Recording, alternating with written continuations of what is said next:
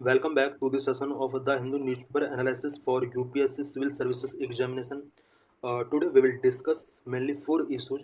The first issue is what is the new bill to remove PM, CM, and ministers, and the second issue is related to threat of invasive species, and the third issue is related to Aravalli Hills Mountains, and fourth issue is related to KAG. So let's discuss all the issues in detail. What are various provisions of 130th Constitutional Amendment Bill to remove PM and CM? Why news?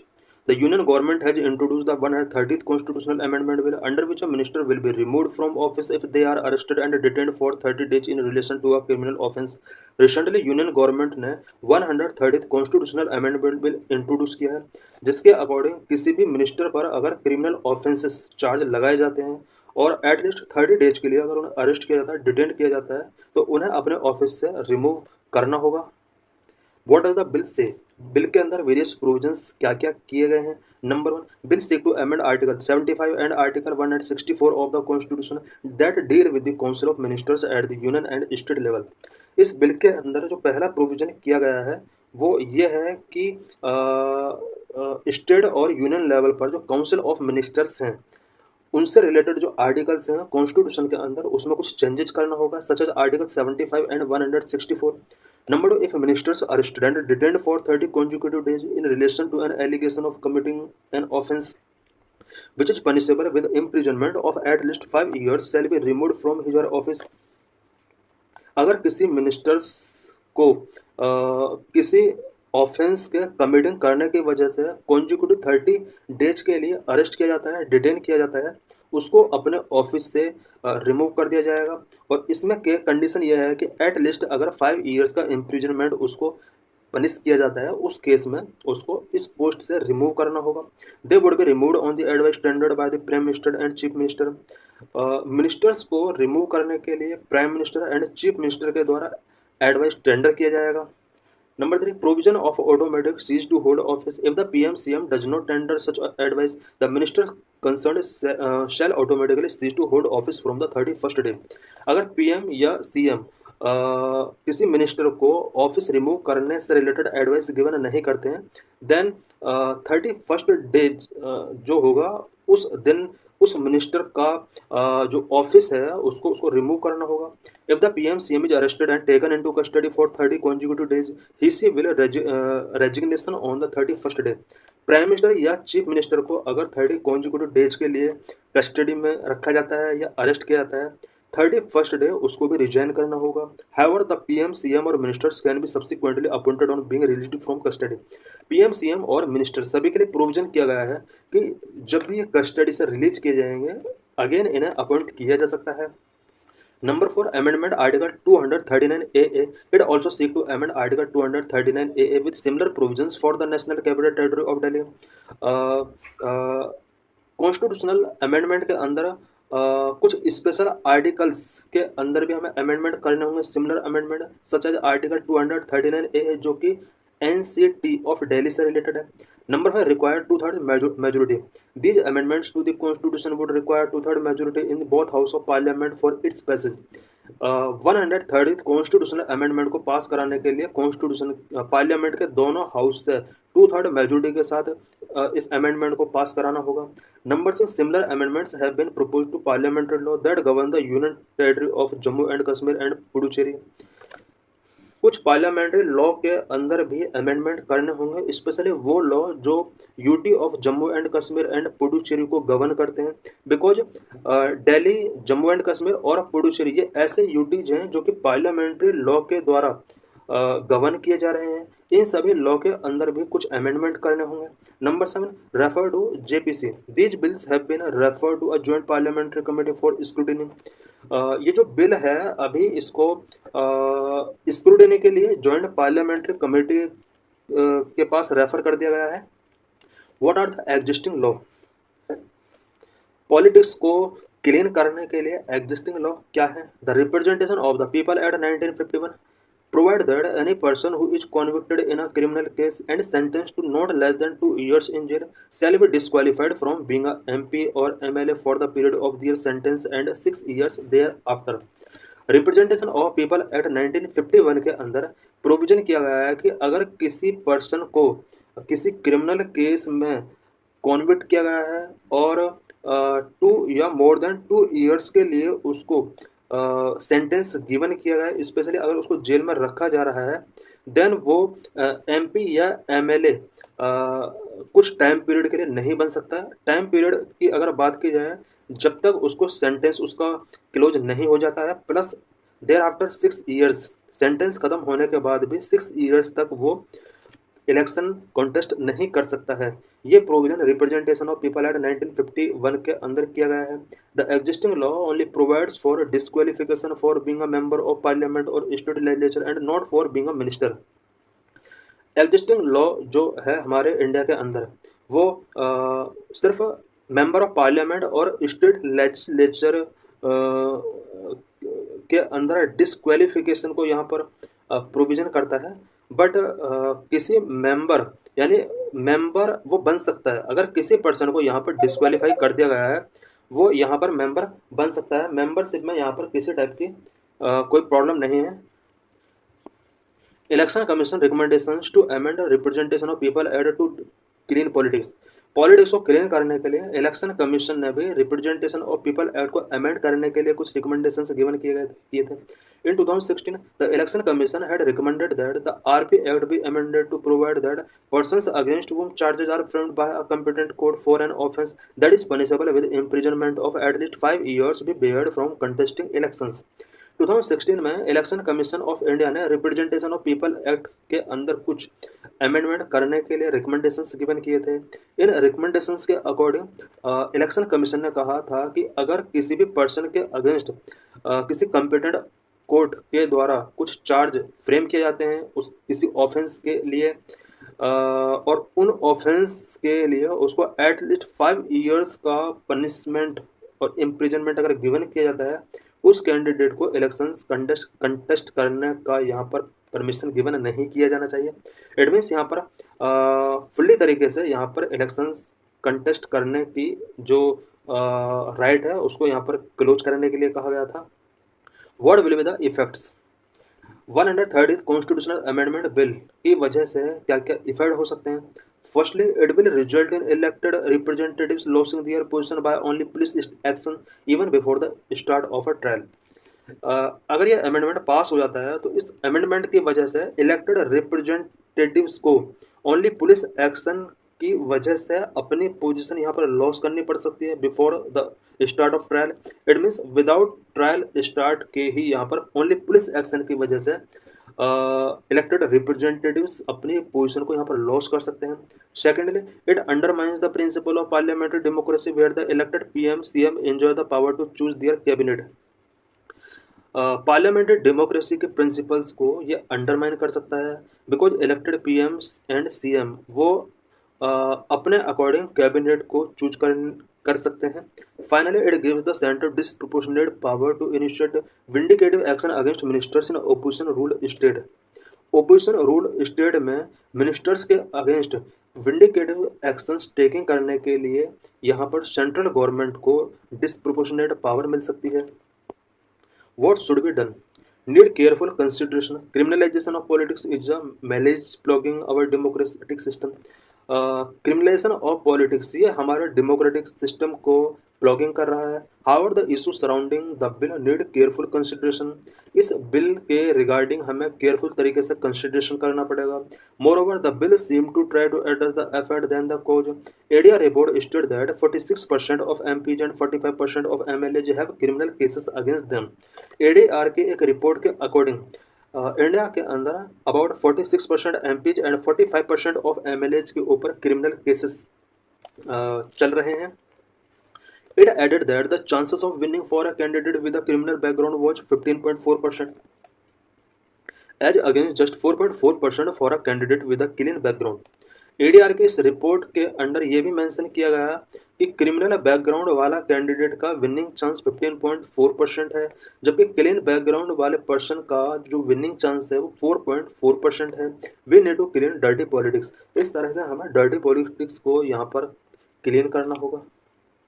What are various threats of invasive species? Invasive species pose a significant threat to the India biodiversity and ecosystem. Invasive species की वजह से India के biodiversity and ecosystem के ऊपर significant threat show हो रहे हैं। These non-native species introduced intentionally or unintentionally can destroy native plants and animals, disrupt the food chain and alter habitats. Invasive species जो हैं ये नॉन नेटिव स्पीसीज हैं, intentionally और अनइंटेंशनली इन्हें इंडिया के अंदर इंट्रोड्यूस किया गया है और इंडिया के अंदर plant and native plant and animals को डिस्ट्रॉय कर रहे हैं, जिसकी वजह से इंडिया में फूड चेन काफ़ी हद तक डिस्टर्ब हो रहा है, हैबिटेट्स एनिमल एंड प्लांट के अल्टर हो रहे हैं। What are invasive species? Invasive species क्या होती हैं? An invasive species is a non native organism, plant, animal और other life form. Invasive species जो होते हैं वो नॉन नेटिव ऑर्गेनिज्म होते हैं which has been introduce to a new environment, जो कि न्यू इन्वायरमेंट के अंदर इंट्रोड्यूस किए गए हैं। Causes harm to the ecosystem, ecology and human health by outcompeting native species. ये इकोसिस्टम को हार्म करते हैं, इकोनॉमी को हार्म करते हैं, ह्यूमन हेल्थ के ऊपर इम्पैक्ट डालते हैं और नेटिव स्पीसीज को ये डिस्ट्रॉय करते हैं। एल्टरिंग हैबिटेट, ये हैबिटेट को अल्टर करते हैं। स्प्रेडिंग रैपिडली एंड अनकंट्रोलेबली, ये रैपिडली तरीके से स्प्रेड होते हैं। Examples of invasive species in India. India के अंदर इन्वेजिव स्पीसीज के एग्जाम्पल्स क्या क्या हैं? Invasive flora species. Flora species कौन कौन सी हैं? नंबर 1 वाटर हाइसिनिथ, हम पिक्चर में देख सकते हैं ये वाटर हाइसिनिथ है। Indian aquatic plant that forms dense mats on water surface, hindering water flow, impacting fishing and affecting other aquatic life. Water hyacinth एक एक्वेटिक प्लांट है जो कि वाटर सरफेस में डेंस मैट फॉर्म करता है, जिसकी वजह से वाटर फ्लो हिंडर होता है, फिशिंग एंड एक्वेटिक लाइफ काफ़ी हद तक अफेक्ट होती है। Number 2 lantana. लेंटाना पिक्चर देख सकते हैं, a shrub that forms dense thickets outcompeting native vegetation and reducing forage for wild herbivores. Lantana एक श्रब्स है जो कि नेटिव स्पीसीज को डिस्ट्रॉय करती है, साथ में विल्ड हर्बीवोर्स को ये रिड्यूस करती है। Prosopis जूलीफ्लोरा, a drought resistant plant that extracts significant amount of water which impacts groundwater level and local biodiversity. Prosopis जूलीफ्लोरा एक ड्रॉट रेजिस्टेंट प्लांट है जो कि significant amount of water extract करता है और इसकी वजह से ग्राउंड वाटर लेवल काफ़ी हद तक इम्पैक्ट होता है, लोकल बायोडाइवर्सिटी इसकी वजह से डिस्ट्रॉय होती है। Next parthenium hysterophorus, a weed that is believed to have entered India as a contaminant. It can cause allergies and reduce crop yield. Parthenium hysterophorus ये एक वीड है जो कि इंडिया में एक कॉन्टामिनेंट के तौर पर आई है और इसकी वजह से ह्यूमन या एनिमल्स को एलर्जी हो सकती है, क्रॉप याइल्ड को ये रिड्यूस कर सकती है। इन्वेजिव फोना स्पीसीज। फोना स्पीसीज जो इन्वेजिव हैं कौन कौन सी हैं? Number 1 African catfish, it was introduced for aquaculture. It prey on native fish species and disrupt the aquatic ecosystem. African catfish picture में हम देख सकते हैं, इंडिया के अंदर ये एक्वाकल्चर के लिए इंट्रोड्यूस की गई थी एंड नेटिव फिश स्पीसीज को ये प्रे करती है एंड एक्वेटिक इकोसिस्टम को डिसरप्ट करती है। Next red earn slider, a popular pet that has been introduced to Indian water bodies, dangerous for native turtle species. Red earn slider जो है ये एक पॉपुलर पेट है जो कि इंडियन वाटर बॉडीज में इंट्रोड्यूस की गई थी, नेटिव टर्टल स्पीसीज के लिए काफ़ी डेंजरस हो सकता है। Next Amazon sailfin catfish, it has decimated fish population in Kolkata wetland. Kolkata के वेटलैंड में अमेजोन शेलफिन कैटफिश ने फिश पॉपुलेशन को डेसिमेट किया है। Next chital spotted deer, introduced to the Andaman Island, they overgraze and impede native flora due to lack of natural predators. चीतल जो है वो स्पॉटेड डियर के नाम से भी जाना जाता है। नेचुरल प्रीडेटर के लैक की वजह से इनकी संख्या बहुत ज़्यादा इंक्रीज हो चुकी है। अंडमान आइलैंड के अंदर ये बहुत ज़्यादा मिल जाएंगे। ओवर ग्रेजिंग की वजह से नेचर को बहुत ज़्यादा लॉस हो रहा है, नेटिव फ्लोरा को इसकी वजह से बहुत ज़्यादा प्रॉब्लम्स फेस करनी पड़ रही हैं। Impact of invasive species, invasive species का क्या इम्पैक्ट पड़ सकता है? नंबर 1 बायोडाइवर्सिटी लॉस होता है, नंबर 2 इकोसिस्टम डिसरप्शंस होते हैं, नंबर 3 इकोनॉमिक लॉसेस होते हैं, नंबर 4 ह्यूमन हेल्थ इम्पैक्ट्स भी इसमें देखे जाते हैं। Number 5, impact on water resources. Number of biodiversity loss. Invasive species can displace or prey on native species leading to decline in native plant and animal populations. Invasive species जो होती हैं वो native species को displace कर सकती हैं, pray कर सकती हैं, जिसकी वजह से नेटिव प्लांट का डिक्लाइन होता है, एनिमल पॉपुलेशन का डिक्लाइन होता है। Number 2, ecosystem disruption. Invasive species can alter habitat structure, change nutrient cycle and disrupt food webs, impacting the overall health and functioning of ecosystem.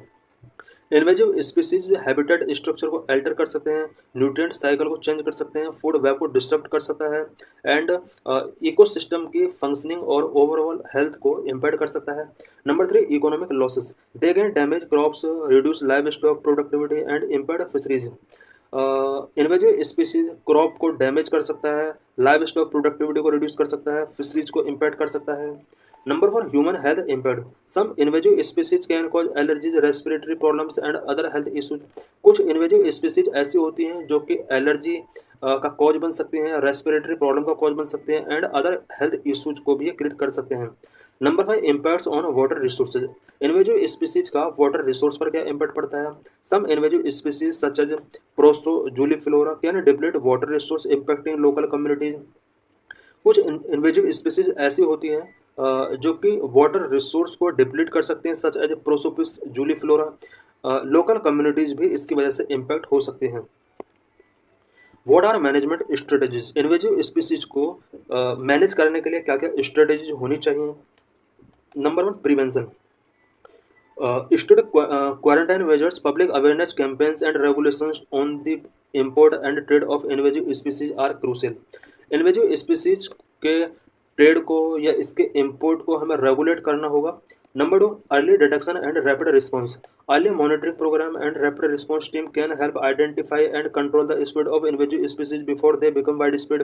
Invasive species को widespread होने से हमें बचाना होगा और इसके लिए हमें अर्ली मॉनिटरिंग पर फोकस करना होगा। Number 3, control and eradication. Various method such as manual removal, herbicide application, biological control and prescribed burns can be used to manage established population.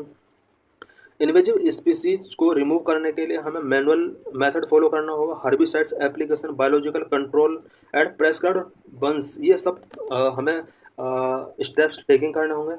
Number 4, restoration. Replanting native vegetation and restoring degraded habitats can help to create a resistant ecosystem. Invasive species को remove करने के लिए हमें native vegetation के साथ इनको replant करना होगा, साथ ही डिग्रेडेड हैबिट को हमें रीस्टोर करना होगा। Number 5, public awareness and participation. Educating the public about the impact of invasive species and encouraging their participation in control efforts is important. Invasive species के इम्पैक्ट्स क्या क्या होते हैं, इससे रिलेटेड हमें पब्लिक को एजुकेट करना होगा। साथ ही जो पीपल हैं इन्हें इन्वेजिव स्पीसीज को कंट्रोल करने के लिए हमें एनकरेज करना होगा। Law and policies in India. Invasive species से रिलेटेड इंडिया के अंदर क्या लॉ हैं, क्या पॉलिसीज हैं? Number 1, biological diversity act 2002। It provide a framework for the conservation and sustainable use of biological diversity. India के अंदर पहला लॉ बायोलॉजिकल डाइवर्सिटी एक्ट 2002 है। इस लॉ के अकॉर्डिंग बायोलॉजिकल डाइवर्सिटी को कंजर्व करने के लिए एंड सस्टेनेबल यूज करने के लिए कुछ फ्रेमवर्क प्रोवाइड कराए गए हैं। It also provide measures to manage and control invasive alien species. Invasive alien species को किस तरह से मैनेज किया जाना चाहिए, किस तरह से इनके ग्रोथ को कंट्रोल किया जाना चाहिए, इससे रिलेटेड प्रोविजन भी इस एक्ट के अंडर किए गए हैं। Number 2, national biodiversity action plan. It outline strategy for addressing biodiversity conservation including the management of invasive alien species. Second जो पॉलिसी है इंडिया के अंदर वो नेशनल बायोडाइवर्सिटी एक्शन प्लान है।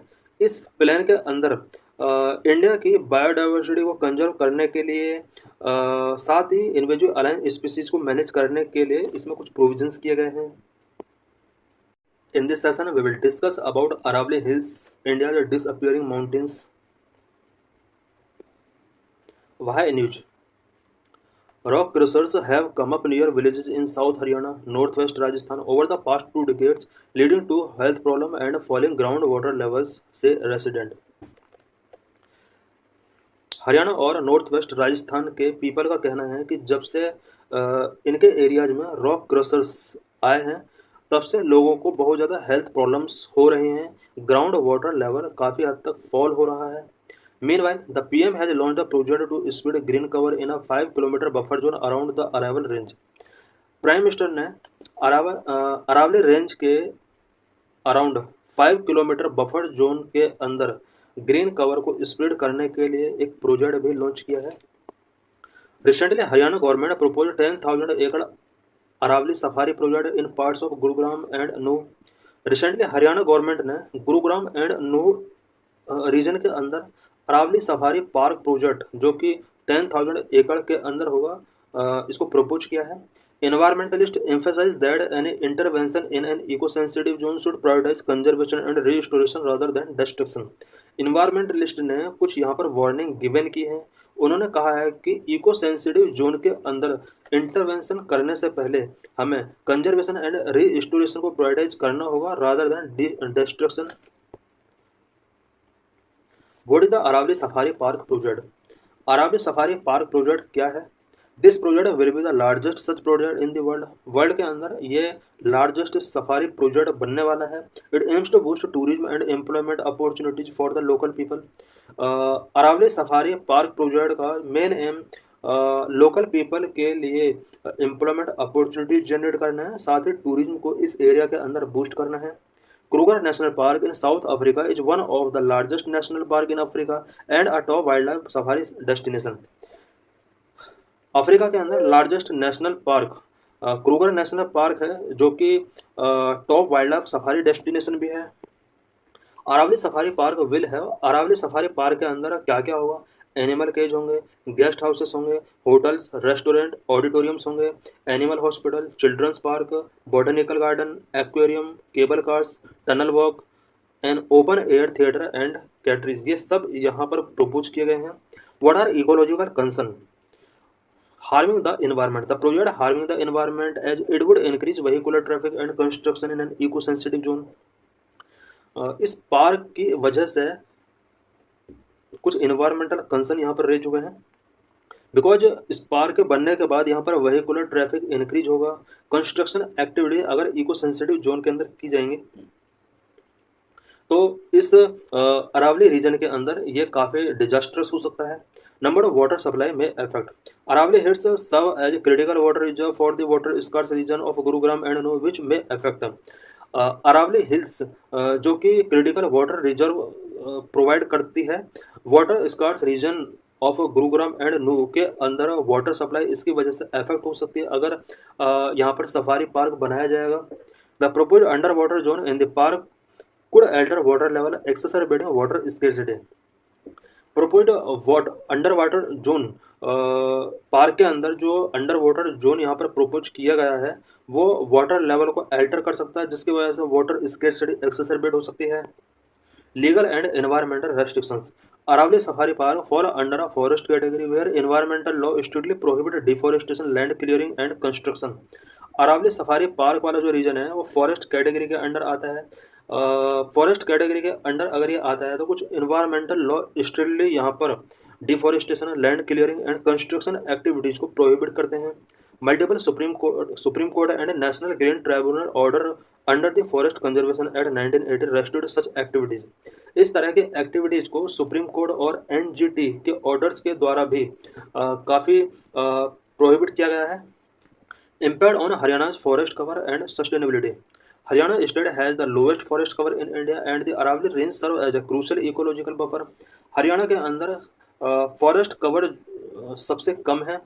अरावली रेंज जो है हरियाणा के अंदर वो एक क्रूशल इकोलॉजिकल बफर प्रोवाइड कराता है। Human settlement and mining in the area would disrupt environmental balance, violate sustainable development goal and threaten long term ecological sustainability.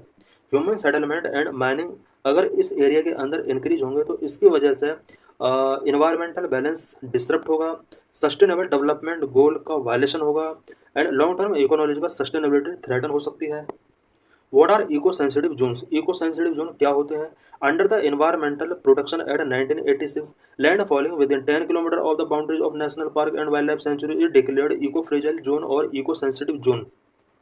Environment production act 1986 के अकॉर्डिंग किसी भी नेशनल पार्क या wild life sanctuary के boundary के 10 kilometre के with in का जो area होता है वो इको फ्रेजाइल जोन और इको सेंसिटिव जोन के नाम से जाना जाता है। Area beyond 10 kilometre can also be notified by the union government as ESZ if they hold longer ecologically important sensitive zone. 10 kilometre beyond का एरिया भी ESZ यूनियन गवर्नमेंट के द्वारा डिक्लेयर किया जा सकता है अगर वो भी एक सेंसिटिव कॉरिडोर या इकोलॉजिकली इंपॉर्टेंट जोन के तौर पर अगर उसको देखा जाता है। Aravalli mountain range number 1 oldest fold mountain of the world. Aravalli mountain range world का ओल्डेस्ट फोल्ड माउंटेन है। The Aravalli mountain range are one of the oldest fold mountain of the world now form residual mountain with an elevation of 300 to 900 metre. Aravalli mountain range जो है वो oldest fold mountain का एक example है and present में residual mountain के form में है और एलिवेशन इसका 300 से 900 मीटर तक है। Number 2 extend this range start from Himmatnagar in Gujarat and extend up to Rajasthan Haryana and Delhi. Aravalli range Gujarat के हिम्मतनगर से स्टार्ट होता है एंड नॉर्थ में राजस्थान हरियाणा एंड दिल्ली तक ये एक्सटेंड करता है। अबाउट 720 किलोमीटर इसकी लेंथ है।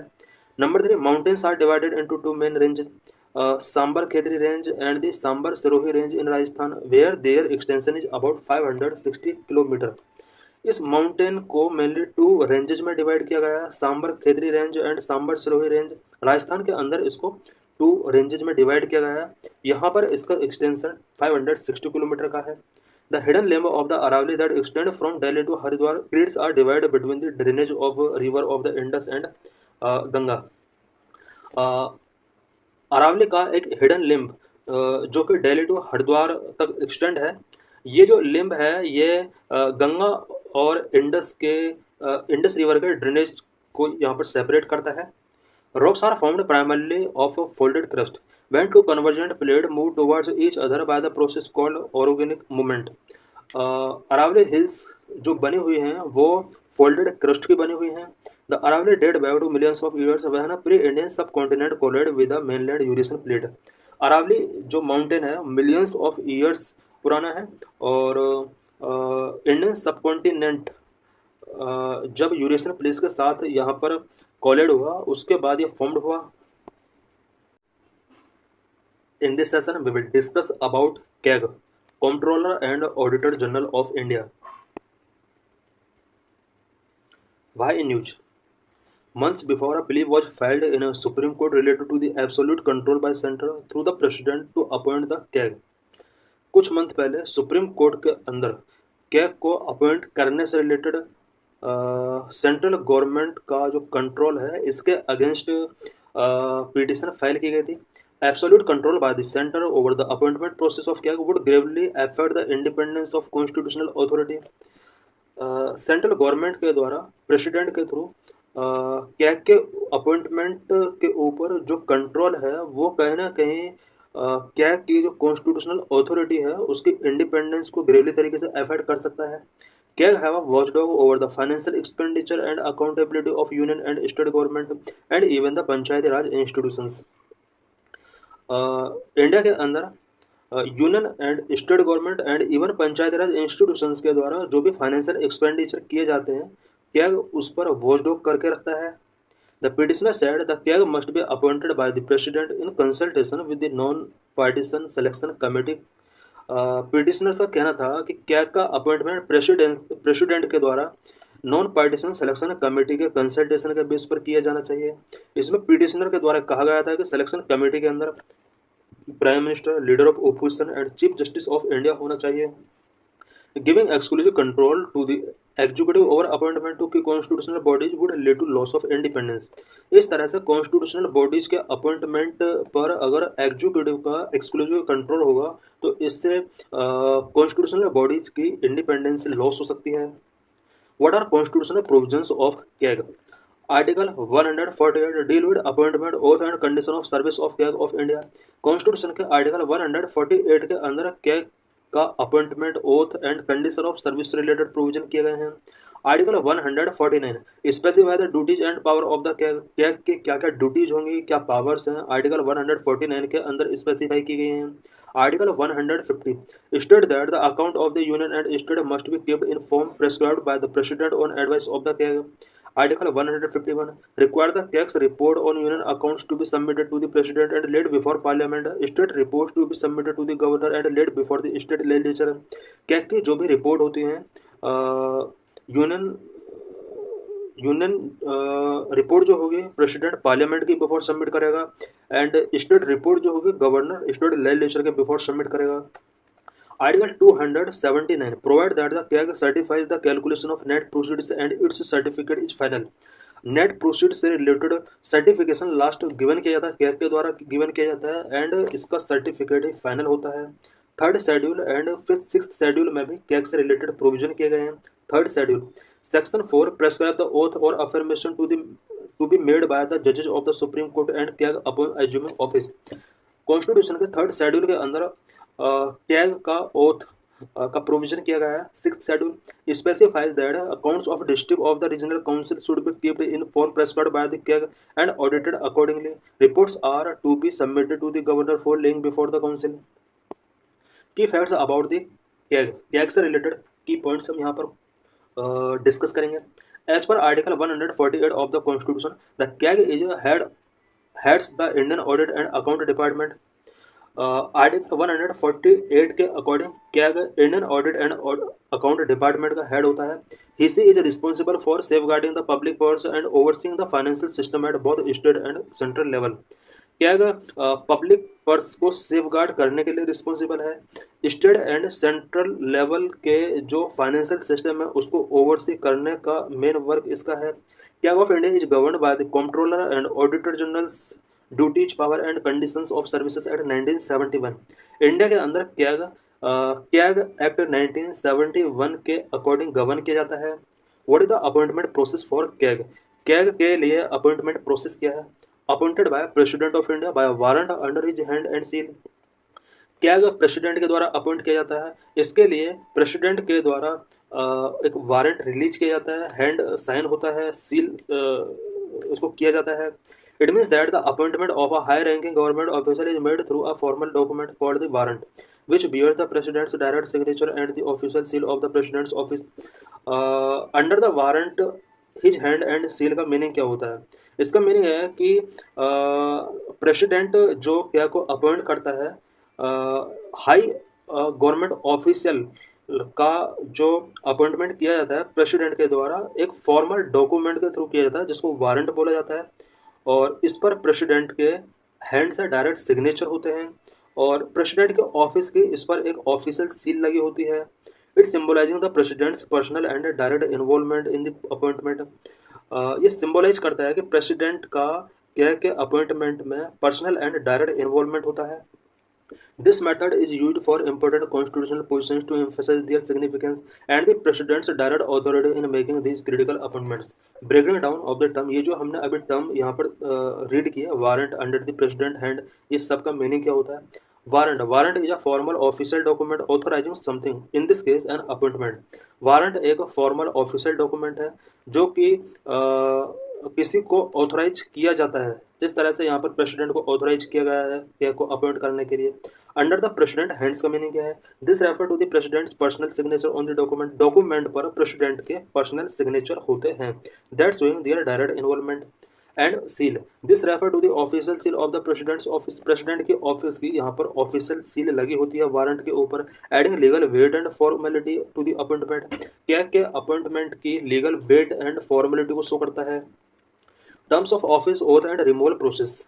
टर्म ऑफ ऑफिस 6 ईयर और until the age of 65 whichever is earlier. CAG को 6 ईयर के लिए यहाँ पर अपॉइंट किया जाता है और 65 ईयर्स के एज तक ये अपने ऑफिस पर वर्किंग कर सकता है। Oath, CAG take an oath to uphold the constitution and perform duties impartiality without fear और favour. Article 141 of the constitution equate the CAG with the supreme court जज।